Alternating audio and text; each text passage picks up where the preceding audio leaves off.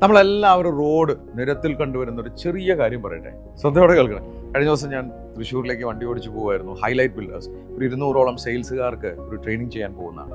അപ്പോൾ എനിക്കറിയില്ലായിരുന്നു, എറണാകുളത്ത് നിന്ന് ഞാൻ ഗൂഗിൾ മാപ്പ് ഇട്ട് കഴിഞ്ഞപ്പോഴത്തേക്കും ഏകദേശം 2 മണിക്കൂറും 12 സെക്കൻഡോ കാണിച്ചു. അപ്പോൾ എനിക്ക് കറക്റ്റ് ടൈമിംഗ് ആണെന്ന് തോന്നി. പക്ഷേ എറണാകുളം വിട്ട് കഴിഞ്ഞപ്പോഴാണ് പല സ്ഥലങ്ങളിലായി ബ്ലോക്ക്. തൃശ്ശൂർ എത്തിയപ്പോഴേക്കും ബ്ലോക്കായി. അപ്പോൾ ഞാൻ ആ ഹൈവേ കൂടി പോകുമ്പോൾ എനിക്ക് കാണാം ലെഫ്റ്റ് സൈഡിലെ ലോറികൾ പോകുന്നുണ്ട്. നടുക്ക് അതിൻ്റെ ബാക്കിയുള്ള ഭാഗത്ത് നടുക്ക് ഒരു ബൈക്കുകാരൻ സെൻറ്ററിൽ, എങ്ങനെയാണ് ഇവർ ആരാണ് പഠിപ്പിച്ചതെന്ന് അറിയില്ല, ബൈക്കാണെങ്കിൽ സെൻറ്ററിൽ കൂടി പോകണം.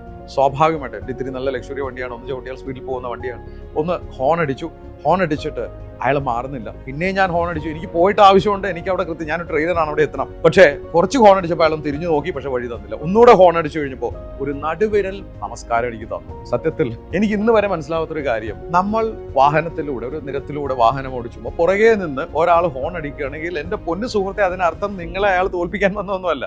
അയാൾക്ക് നിങ്ങളെക്കാളും വേഗം പോകാൻ ആഗ്രഹമുണ്ട് എന്നുള്ളൊരു സിഗ്നലായിരുന്നു ആ ഹോൺ. പക്ഷെ വഴി തരില്ല. അയാൾ വാശിയോടുകൂടി സ്പീഡിൽ ഓടിക്കുകയാണ്. ഓഫ്കോഴ്സ് ഒരു ഗ്യാപ്പ് കിട്ടിയപ്പോൾ ഞാൻ കയറിപ്പോയി എന്നുള്ള വേറെ കാര്യം. കാരണം അവൻ അതേ നാണയത്തിൽ ഞാൻ തിരിച്ച് ഒരു സൈൻ കാണിച്ചാൽ അവനും ഞാനും തമ്മിൽ വ്യത്യാസം ഉണ്ടാവില്ല. ഇത്തരം ഫ്രസ്ട്രേഷനുകൾ നമ്മൾ നിരത്തിൽ കാണിക്കാതിരിക്കുക.